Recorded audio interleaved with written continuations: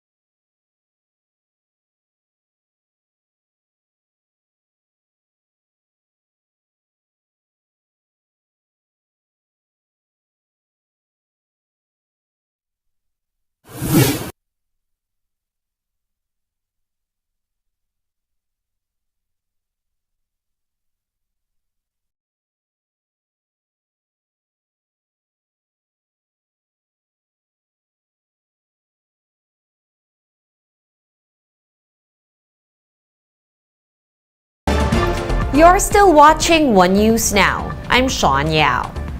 Different sectors have laid down their wish lists for President Bongbong Marcos, who is set to make his first State of the Nation address next week. Let's watch this. Magkakaroon ba ng kagyat at malawakang pagbibigay ng ayuda sa mga mamamayan? At sino-sino ba sa mga mamamayan ang kanyang mabibigyan? Kasama ba dito yung so-called middle class? Remember, ang middle class natin napakanipis, no? Ito yung mga may kaunting meron silang kaunting ipon, may kaunting sobra, pero sa patuloy na pagtaas ng presyo ng mga bilihin, nauubos na yan. Kaya sa palagay ko, kung magbibigay man ng ayuda, hindi lamang ito dapat malimita doon sa mga tumatanggap ng 40s, kundi pati yung mga mamamayan, kahit na yung may mga kinikita. Sa infrastruktura, lahat nagsisimula ang lahat ng economic activities. No, pag nailatag ng presidente natin, ni mahal na pangulo na ito ang mga pinakamalalaking infrastruktura na gagawin natin mula Luzon hanggang Mindanao. So yung lahat ng pribadong sektor, lahat ng ating mga manggagawa, mga negosyante, i-arrange nila yung lahat ng sarili nila. I hope that the president will keep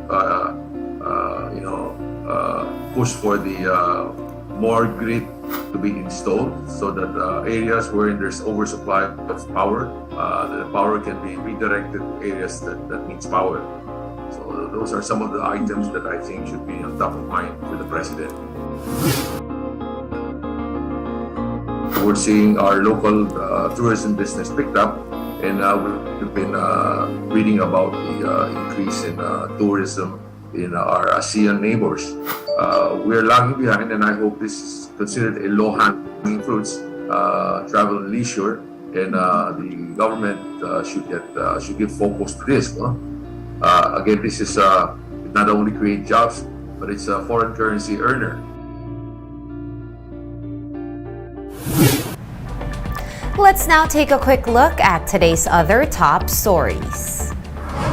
Around 600,000 more four-piece beneficiaries are expected to be removed from eligibility as the Social Welfare Department continues to review and purge the list.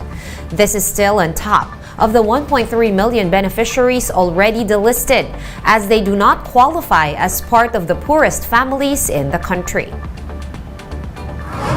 LTFRB Chairperson Cheloy Garafil said 35 public transport routes near universities will be reopened before schools start. The agency said all routes that were suspended during the pandemic could reopen by 2023.